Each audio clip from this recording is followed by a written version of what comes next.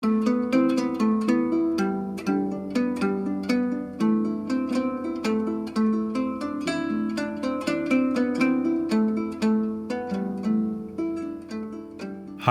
I'm Peter Adamson, and you're listening to the History of Philosophy podcast, brought to you with the support of King's College London and the Leverhulme Trust, online at www.historyofphilosophy.net. Today's episode, Heaven and Earth, Augustine's City of God. Even the tallest tree needs the right soil to grow. Consider Buster Keaton.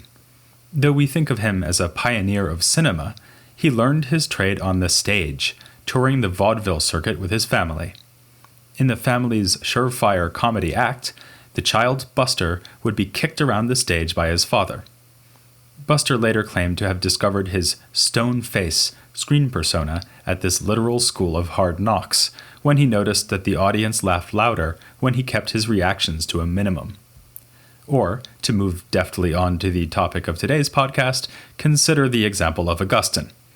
This giant of the history of Christianity had his feet planted firmly in his historical context. We've already started to get a sense of how his writings respond to other lesser-known church fathers. Augustine's love-hate relationship towards Cicero and other Latin stylists is shared by his contemporary Jerome, and Lactantius anticipates the emphasis on the virtue of charity we find in Augustine's interpretive manual On Christian Teaching. The Augustinian position on freedom and sin responds not only to his opponents, the Pelagians, but also to an idea put forward by Tertullian. You'll remember that for Tertullian, the soul is a material substance, a sort of breath. On this basis, he argued that soul is physically transferred to each child by the child's father, a belief known as traducianism. This explains the weakness of our human souls. Had they been instead created by God, they would have been perfect. Against this, Augustine held that God does create each human soul directly, yet he insisted that all humans share in the sin of their original forefather, Adam. This Augustinian doctrine of original sin can furthermore be understood as an alternative to Origen's theory that originally perfect souls fell as the result of intellectual failure. Augustine agreed with Jerome that this was the wrong way to reconcile divine justice with human imperfection. Augustine attacks Origen's ideas in what may be his most ambitious single work, The City of God. A gargantuan treatise in no fewer than 22 books, The City of God is in part an attack on paganism, not unlike the attack staged by Lactantius. The immediate occasion of the work came not from Augustine's intellectual context, but his historical context. It was written in the wake of one of the most traumatic events to befall the empire during his lifetime, the sack of Rome in the year 410 by the army of the Gothic king Alaric. Like a kind-hearted boss, Alaric was actually rather reluctant in giving Rome the sack. He did so to extract concessions and recognition from the empire, not to bring the empire to its knees, so the sacking of the city was more restrained than it might have been. Still, the symbolism of the event was impossible to ignore. Augustine tells us that pagans in this era complaining about dry weather would say, "No rain? It's the Christians' fault." If Christians could even be blamed when rain didn't fall, they could certainly be blamed when Rome did fall. It was divine payback, the pagans said, for the empire's adoption of Christianity and abandonment of the gods who had protected Rome since its founding. The City of God begins by refuting this accusation, but it doesn't end there. Over the course of the 22 books, Augustine has time to survey Roman history, to mock pagan belief, to envision what awaits us in the afterlife, indeed to recount the entire story of mankind, beginning with the Garden of Eden. At one point, he even provides a concise history of philosophy beginning with the pre-Socratics. Good thing that Augustine lived before the invention of the podcast. That kind of competition I definitely don't need. Still, his first order of business is to absolve Christianity of responsibility for depriving Rome of its divine defense system.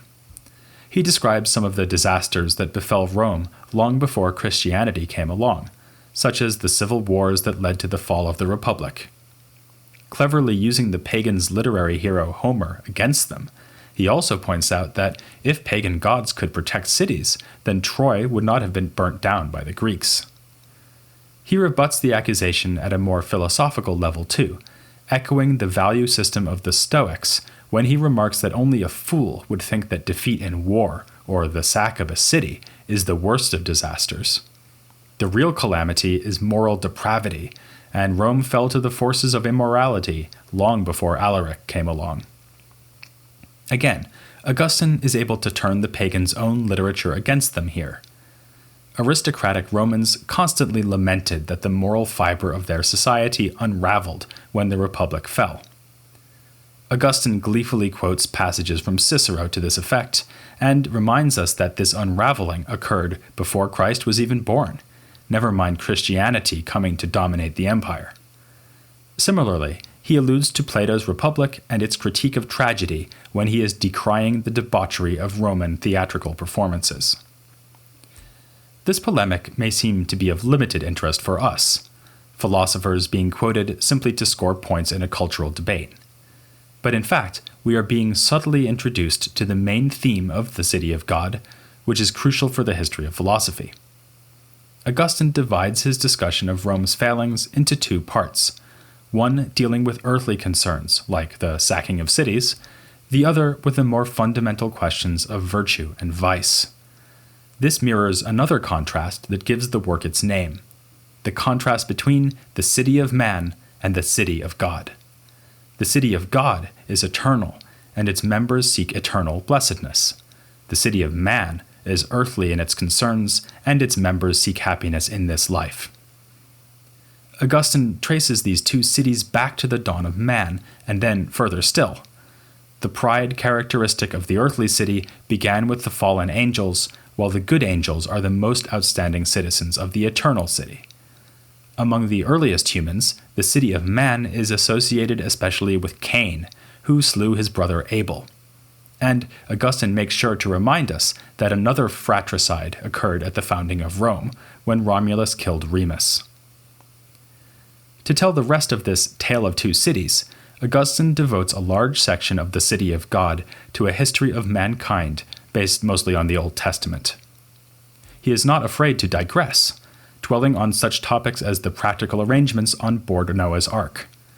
Unfortunately, Augustine doesn't address my main question, which is whether the two giraffes had a special berth with high ceilings. He does, however, ask whether the boat was really big enough to hold all those animals. And what did the carnivorous animals eat? But the overall goal of Augustine's City of God is not to figure out whether goats and sheep were safe from lions and tigers on the ark. It is to separate sheep and goats in a more figurative sense, by defending the values of the eternal city while exposing the fraudulence of the city of man. To do that, Augustine needs to criticize not just the religious beliefs of pagans, but the core values of the society they have built. Along the way, he will expose the failure of philosophers who attempted to provide rational support for this pagan culture. In doing so, he ironically draws inspiration from a pagan historian named Varro. He serves as a foil for Augustine throughout much of the City of God. Rather amusingly, given his own prolific writing career, Augustine marvels at Varro's output and wonders whether anyone could read everything that he wrote. Augustine discusses pagan society first in terms of human affairs, and then with regard to divine affairs, an opposition already used by Varro. We already know that Augustine was unimpressed by pagan society when it came to human affairs, the theatrical shows and so on. But he also delivers a penetrating analysis of Roman political history. Why did the Romans expand their realm, subjugating one people after another until their empire stretched from Britain to Mesopotamia? For the sake of glory, the glory that comes through victory, claimed on behalf of some general or emperor, or of Rome itself. Though Augustine sees the lust for glory as the characteristically Roman sin, it is only a version of the sin that besets all mankind, the sin of pride. We are prideful when we bestow an esteem on created things that belongs rightfully to God. Augustine remarks that in the earthly city, love of self leads to contempt for God, whereas in the eternal city, love of God leads to contempt of self. Yet it is not necessarily a sin to love oneself. In fact, Augustine thinks we cannot help loving ourselves. We should also love our fellow human beings, but we should love ourselves and other humans as created things, referring this love to God, the Creator. By instead pursuing glory above all else, the Romans have shown that they valued themselves, or their empire, in God's place. That's the bad news for the Romans, and in Augustine's opinion, news doesn't get much worse. But there's good news too, because the single-minded quest for glory can help one to avoid other evils. The outstanding men of Rome, especially in its earlier history, were capable of great self-sacrifice, willing to suffer and even die for the sake of renown. This renown is, in the end, worthless, and military conquests of no real value either to the conqueror or the conquered. Yet, Augustine gives a kind of grudging respect to the great men of the Roman Republic.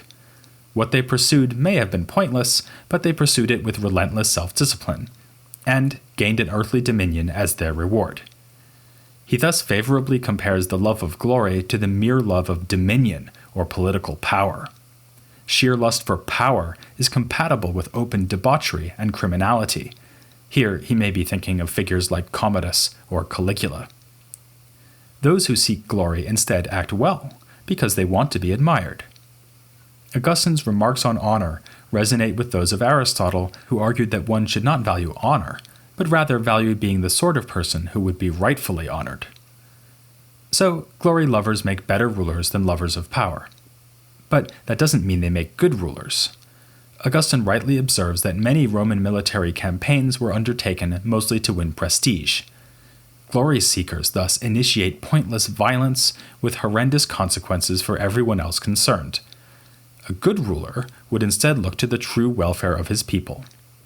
Predictably, Augustine sees Christian rulers like Constantine as paradigm examples. So, even though he excludes political rule from the goals of the City of God, he thinks the best political rulers are those who pursue the goal of eternal life. That exemplifies a tension that runs throughout the City of God. On the one hand, Augustine dismisses even the most basic physical needs as being of little importance compared to the need to improve one's soul. For instance, at one point he remarks that it is obviously preferable to be enslaved to another human than to one's own desires. In this same passage, he indicates that slavery is unnatural and a result of sin, but gives no sign that it might be a Christian's duty to try to eliminate the practice of slavery or even to free a single slave if the possibility arises. In such passages, Augustine seems disturbingly quietist, so concerned with dismissing the importance of earthly goods that no earthly evil can shock him into recommending political action. Yet, Augustine clearly does think it matters whether people suffer, are enslaved, go hungry. He emphasizes the good results that follow here on earth when political rule is founded in Christian piety. And, at the level of the individual, he says that the man who belongs to the City of God will help others and never do harm. For such a man loves God and shares God's love of other men. These remarks, of course, fit well with the praise of charity we observed in On Christian Teaching, and to some extent Augustine practiced what he preached. He tried to use his position as a bishop to do good, and he would have had the opportunity since his position involved not just preaching, but significant legal authority. We also find him, for instance, writing a letter that laments the abduction of free people who are sold as slaves. But it strikes me that he was more interested in crusading against, say, the false theological doctrines of the Pelagians and Donatists than against the violent treatment of women or the practice of slavery. The City of God helps to explain this. Here, Augustine argues that humans have no hope of stamping out evils in this life. The City of God, unlike the City of man, knows its limits. The rather half-hearted commitment to practical action that results, both at the political and individual level, is reminiscent of what we find in Plotinus. Indeed, Augustine echoes Plotinus's point that those who fight in wars, even wars in a just cause, see themselves as impelled by a regrettable necessity, rather than given a welcome chance to display courage or other virtues. This is not to say that the City of God was intended as an endorsement of Plotinus's philosophy. Far from it. In fact, it contains some of Augustine's most direct criticisms of the Platonists. He admits that the Platonists came closest to articulating the values embraced by citizens of the heavenly city. But this just makes it more disappointing that they failed in the end. Augustine thinks that Plato, Plotinus, and Porphyry all recognize the reality of a single divine cause, and gives Porphyry in particular extra credit for expressing doubts about the pagan ritual practices of theurgy in the letter to Anebo, which you may recall as the now-lost work that provoked Iamblichus to write his defense of theurgy on mysteries. Yet the Platonists persisted in accepting a multiplicity of deities. This began with Plato himself, whose dialogue Timaeus speaks of lesser gods who assist the divine craftsman in creating the world. Closer to Augustine's own day, Porphyry lost his nerve and failed to reject theurgy entirely, or to abolish the other divinities and accept the one true God. Augustine has already mocked the absurdities of the pagan gods earlier in the City of God. He enjoys himself tremendously as he describes the various minor divinities needed for a pagan marriage: one god to lead the bride home, another to keep her faithful to her husband, and the god Priapus, whose responsibilities can't be explained in a family podcast like this one. How, Augustine wonders, can the young couple even enjoy their wedding night with this crowd of gods standing around watching? More importantly, how can the Platonists lend their intellectual credibility to such absurd religious beliefs? The same question goes for Varro, who supplied Augustine not only with historical information, but also ample discussion of pagan religion. Varro was too wise a man to accept such beliefs at face value, and was quietly critical of the building of idols and other pagan practices. But, like Porphyry, who should also have known better, he fell short of the true monotheism championed by the Jews and Christians. Augustine's criticism of Hellenic philosophy goes deeper than this, though. If he is really to expose the false promises of the city of man, he must show that no earthly realm and no earthly life can lead us to happiness. The Platonists and the Stoic schools taught that the wise man can achieve blessedness in this life by freeing himself of emotion and placing no value on earthly things. Augustine uses all his rhetorical powers against these claims in the City of God, asking whether it is really credible that someone could be subjected to extreme physical tortures or the ravages of illness and still count himself happy. Nor should we aspire to the emotionless state of apatheia praised by the Stoics. Augustine is frankly appalled by the suggestion that one could fail to grieve the death of a beloved friend, a point given added resonance by the tales of grief over the death of a good friend and of his son Adeodatus in the Confessions. But what about a life of virtue, identified as the highest good by Aristotle, and also by Varro? Admirable though virtue may be, in this life it consists of an unceasing battle against evil, whether the evils done by others or the evil within oneself. This can hardly be the basis of true happiness. It seems then that the Hellenic philosophical schools offer us no path to supreme blessedness, but only something akin to what Buster Keaton's father offered him, a lesson in remaining unfazed by adversity. Augustine has not given up the idea that philosophy should be the pursuit of happiness, but he has abandoned the notion that happiness can be attained in this life. One might imagine a city of men more enlightened than Rome, which would pursue justice and peace instead of glory, but no earthly realm can promise permanent peace and permanent felicity. That reward is given only to those who live in the city of God, and not in this life, but in the eternal hereafter. Who among us, then, are the citizens of the eternal city, the ones who will be truly happy? For now, we cannot tell. It is tempting to assume that the earthly representation of this city is the Christian church, but that is not Augustine's view.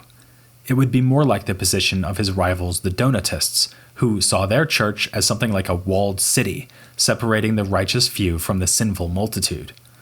For Augustine, a staunch critic of the Donatists, joining a church cannot exempt one from the empty seductions of the earthly city.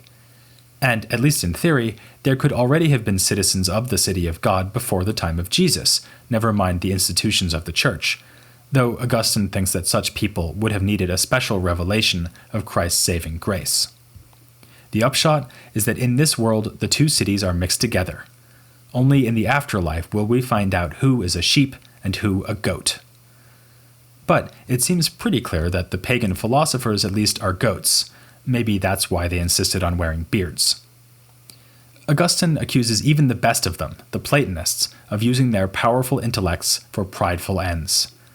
In the Confessions, Augustine spoke of being helped by Platonists to understand how God could be an immaterial substance. But here in the City of God, he attacks the Platonists' presumption in identifying themselves with such immaterial substances. Humans are not just souls, but souls inhabiting bodies. The Platonists should have marveled at the way that God has fused the immaterial soul with the material body. Instead, they marveled at themselves, pridefully claiming the status of an elite few who alone among humans could free themselves from bodily concerns. Augustine throws this accusation at Porphyry, among others, suggesting that he reserved true intellectual purification for philosophers, like himself, and condescendingly allowed lesser humans to participate in the profane practices of theurgy. Nonetheless, Augustine continues to make use of Platonist themes and metaphors. Platonists frequently describe themselves as exiles or as prisoners, longing to flee the body and return to the intelligible world. Augustine instead speaks of the City of God itself as a captive here on earth, or as being on a pilgrimage. Augustine urges us to become not separate souls freed from evil by individual effort, but members of a human society that gratefully receives an undeserved salvation. These are just a few examples of the way the City of God critically responds to the wisdom of the Greeks, and especially of Plato and his disciples. Augustine is inspired by the Platonists, yet disappointed. Of all the Greeks, they came closest to recognizing the one true God, but instead they embraced pagan belief. Ironically, they could have understood God more fully had they obeyed the inscription at their own temple at Delphi, "Know thyself." For every human is an image of God, and knowing the nature of oneself is a path to knowing the divine. Augustine traveled this path and wrote a guidebook for those who were willing to follow him. The result is probably the greatest work of philosophy by any late ancient Christian, On the Trinity. But before we get to this final Augustinian masterpiece, I want to look a bit more at Augustine's views on the Hellenic philosophical tradition. For this, I'll be turning to a guest who won't be sheepish in sharing her thoughts on how Augustine reacted to that tradition. It would really get my goat if you didn't tune in for an interview with Sarah Byers on Augustinian ethics here on the History of Philosophy without any gaps.